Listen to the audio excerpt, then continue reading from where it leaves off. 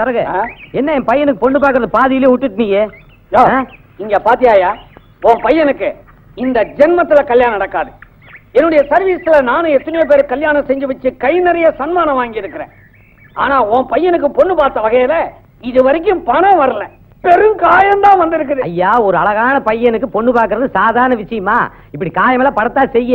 யோ என்னையா நீயே இப்படி சொல்லிட்டு என்ற பையன் கதி என்ன ஆகுது? பாரியா, உன் பையன் ஒரு ஞான சூன்யம். பேசாம அவன் தலைய மழுங்க மொட்டை அடிச்சு கழுத்துல கொட்டைய மாட்டி கையில சட்டிய கொடுத்து 4 திசையும் சுத்தி பின்னால எட்டி ஒரு உத எங்கயாவது பழனியிலயோ திருப்பதியிலயோ கப்பறைய வச்சுக்கிட்டு கோயில் வாசல்ல உட்காரு. பாரு, ரொம்ப பேசாத, கடிச்சாலும் கடிச்சிருவா. ஏயோ உன்னை கடைசியா கேக்குறேன், ஏதாவது ஒரு கழுதை பார்த்து கட்டி வையா அவனுக்கு.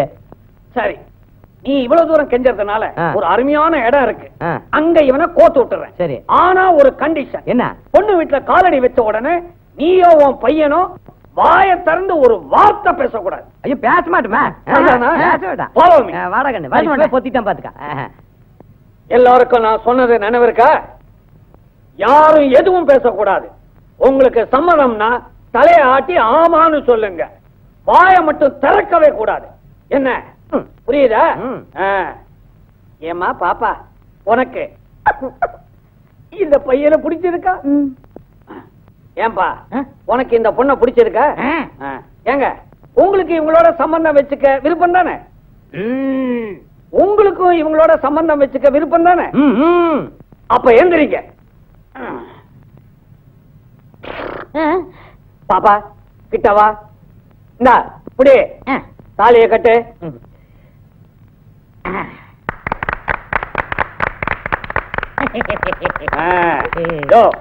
எம்பாடு ஒம்பாடுன்னு உன் பையனோட கல்யாணத்தை முடிச்சு வச்சுட்டேன், கமிஷனை வெட்டு. யோ கொஞ்சம் சும்மாரியா, பொண்ணு மாப்பிள்ளை ஜாலியா கொஞ்ச நேரம் பேசிட்டு அதுக்கப்புறம் கமிஷனை வெட்டுற வெயிட் பண்ணு. மவன ஒரு 4 வார்த்தை பேச பொண்ணுகிட்டா. என்ன அழகு, எத்தனை அழகு, கோடி மலர் கொட்டிய அழகு. பேச சொன்னா பாடிக்கிட்டு பேசுறா. என்ன சிரிப்பு, இவன் சிரிச்சாலே இப்படி இருக்க, அவன் பேசுற எப்படி இருக்கும்?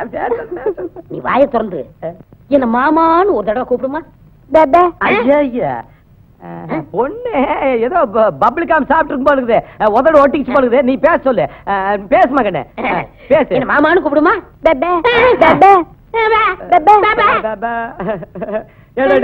போய் போய் என் பையனுக்கு ஒரு வாயில்லாத பொண்ணை பத்தி கட்டி வச்ச உன்ன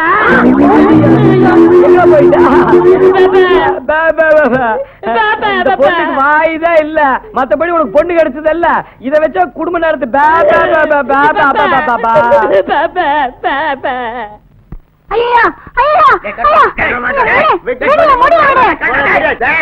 வெக்க கெட்டவள குத்துக்கள் மாதிரி புருஷன் நான் இருக்கிறேன், பட்ட பகல இவனுக்கு கள்ள புருஷன் கேக்குது. பொன்னிசாமி, அட சர்வா நிறுத்தியா, நீ என்கிட்ட ஒழுங்கா நடந்துகிட்டா நான் ஏன் என்னத்த கூட படுக்க போறேன்? உனக்கு சுகம் வேணும்னு தினம் மூக்கு முட்டை சாராயத்தை குடிச்சிட்டு மல்லாந்துக்கிற. நான் ஒரு பொம்பளை, எத்தனை நாளைக்கு ஏன் என் உணர்ச்சிகளை கட்டுப்படுத்த முடியும்? புருஷனா நடந்துக்க வக்கில்ல, சாராயத்தை குடிச்சிட்டு கத்திய தூக்குற. நீ எல்லாம் ஒரு ஆம்பளை, உனக்கு ஒரு பொண்டாட்டி. யோ நீ உள்ளவா. பேச்சு பேசுற பச்சை பொன்னிசாமி, இன்னைக்கு பெட்டா போடுறதில்ல விட. முடியுமா என்னது? அட சரிதான் போயா, தாலிய கட்டிட்டு சோத்த போட்டா மட்டும் போதுமா? ஒரு பொண்ணு பொண்டாட்டியா ஏன் வரான்னு புரிஞ்சுக்கணும். இல்லன்னா கட்ட தாலிக்கு மதிப்பு இருக்காது, புருஷங்கிற மரியாதை இருக்காது.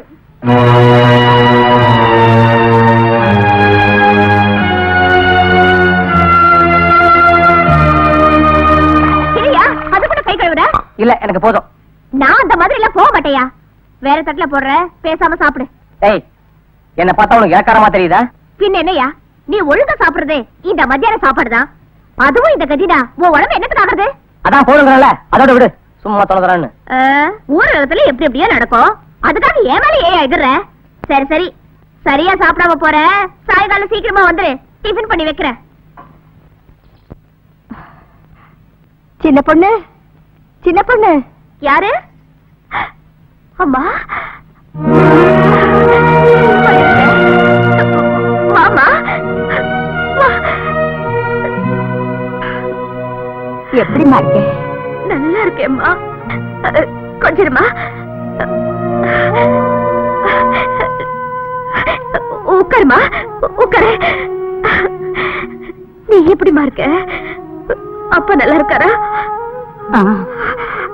நல்லா இருக்காரு. ஏமா மாப்பிள்ள உன்கிட்ட நீ சந்தோஷமா இருக்கியாம்மா? நான் சந்தோஷமா தாம்மா இருக்கேன். நீ ஆசையா கேக்குறியே, அந்த ஒரு விஷயத்துலதான் அவர் இன்னும் பிடிவாதமா இருக்காரு. யாரா தலையில என்ன எழுதி இருக்கோ எல்லாம் அனுபவிச்சுதானே ஆகணும். என்னமா அதுக்குள்ள போற? முதல்ல என் வீட்டுக்கு வந்திருக்க, என் கையால சாப்பிட்டு எவ்வளவு நாள் ஆச்சு? சாப்பிட்டு போமா. நான் வீட்டுல சமைச்சு வச்சுட்டு தான் வந்திருக்கேன். இப்ப என்ன சாப்பாடு? உன்னை பார்க்கணும் போல இருந்தது. மனசார பார்த்துட்டு நான் போறேம்மா. நீ நல்லா இருமா.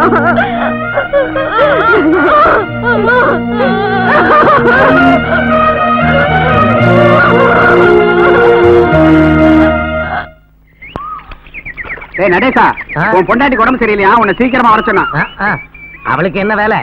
எப்ப பார்த்தாலும் அவன் பொண்ணை பத்தியே கவலை. விளைச்சல்ல தண்ணி அதிகமா இருக்கு, அதை வெட்டி விட்டுட்டு மடை கட்டிட்டு வரேன். நீ போ. அவளுக்கு உடம்புக்கு ஏதோ முடியல போல இருக்கு, அதான் அவசரமா வர சொன்னா. நீ சீக்கிரம் போ. நான் சந்தோஷமா தாம்மா இருக்கேன்.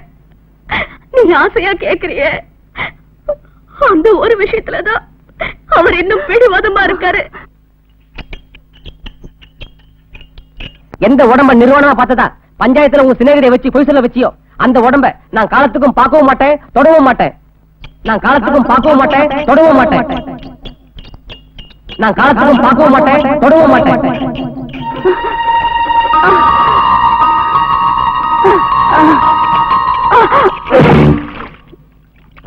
என்னையா அது? செத்து போன கோழி கொண்டு வந்து வைத்தியம் பார்க்க சொல்ற? நல்ல பாருங்க வைத்தியரையா, வீட்டுல சோந்தாப்புல இருந்துச்சு, அதுதான் கொண்டு வந்தேன். அதுக்குள்ளே செத்து போயிடும். இத பாரியா, மழை வர்றது, குழந்தை பிறக்கிறது, உயிர் போறது, இந்த 3 மனுஷனுக்கு அப்பாற்பட்ட விஷயம். கோழி செத்து போச்சு, கொண்டு போ, எடுத்துட்டு போ. வைத்தியரையா, அவங்க மாமியார் செத்து போயிட்டாங்க. நான் பார்த்துட்டேன், நான் போறேன்னு சொன்னியே, அப்படி சொன்னியா? நிமிஷத்துக்கு நிமிஷம் சின்ன பொண்ணுன்னு கூப்பிடுவேன். இனிமையில யாருமா அப்படி கூப்பிட போறா?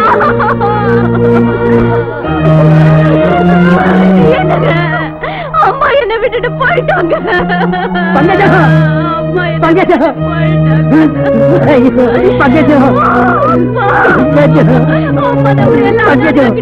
நீ என்ன விட்டுட்டு போறதுக்கு உனக்கு எப்படிமா மனசு வந்தது?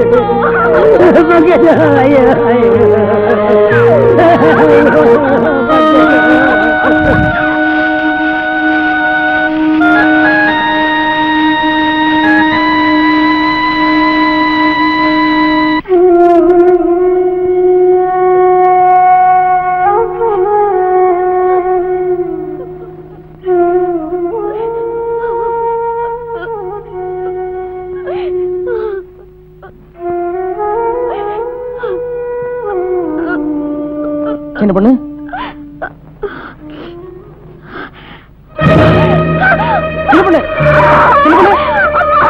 என்னமா என்னமா பண்ணுது? என்ன பொண்ணு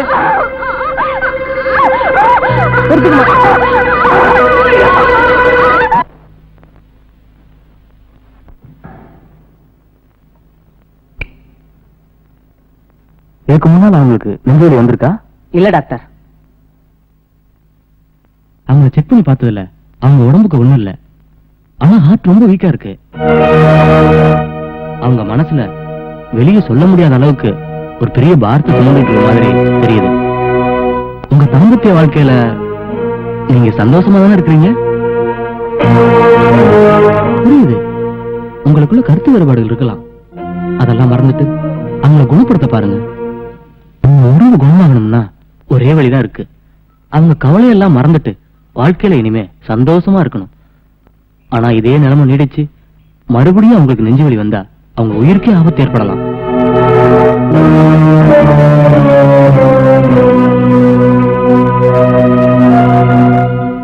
கேர்ஃபுல்லா பாத்துக்குங்க. அவங்களை அழைச்சிட்டு போங்க.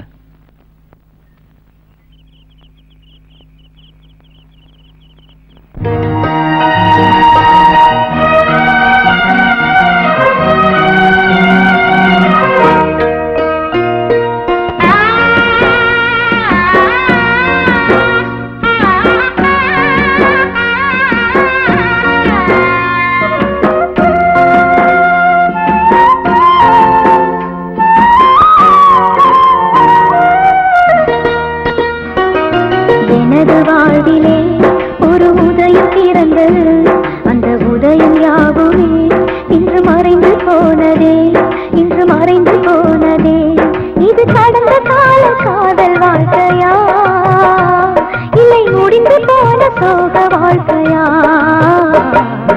எனது வாழ்விலே ஒரு வசந்தம் இருந்தது அந்த வசந்தம் யாவுமே இன்று மறைந்து போனதே இன்று மறைந்து போனதே இன்று இறைவன் போட்ட கணக்கில் வாழ்கிறேன் பகலிரவு என்று நாளை பார்க்கிறேன் எனது வாழ்விலே ஒரு உதயம் பிறந்தது அந்த உதயம் யாவுமே இன்று மறைந்து போனதே இன்று மறைந்து போனதே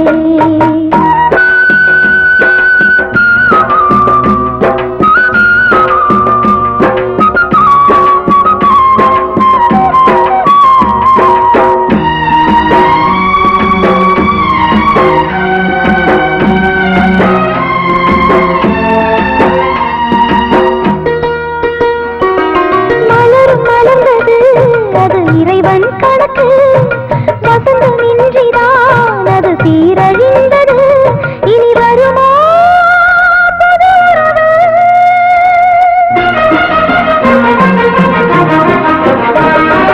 காதல் என்பது மிகவும் பாவமானது என் வாழ்வுதானது இன்று உண்மையானது சிறகொடிந்த பறவை போல வாழ்கிறேன் எனது வாழ்விலே ஒரு உதயம் பிறந்தது அந்த உதயம் யாவுமே இன்று மறைந்து போனதே இன்று மறைந்து போனதே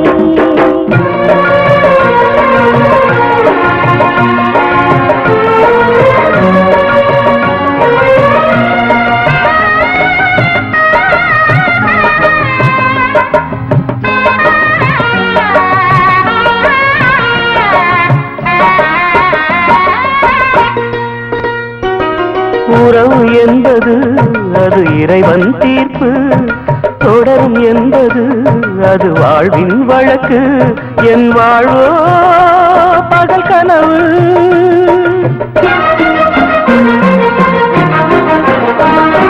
காதல் என்பது மிகவும் புனிதமானது என் வாழ்வில் தானது காணல் நீருமானது ஆசையின்றி வாழும் எனது வாழ்க்கையே எனது வாழ்வில் ஒரு வசந்தம் இருந்தது அந்த வசந்தம் யாவுமே இன்று மறைந்து போனதே இன்று இறைவன் போட்ட கணக்கில் வாழ்கிறேன் பகலிரவு என்று நாளை பார்க்கிறேன் எனது வாழ்விலே ஒரு உதயம் பிறந்தது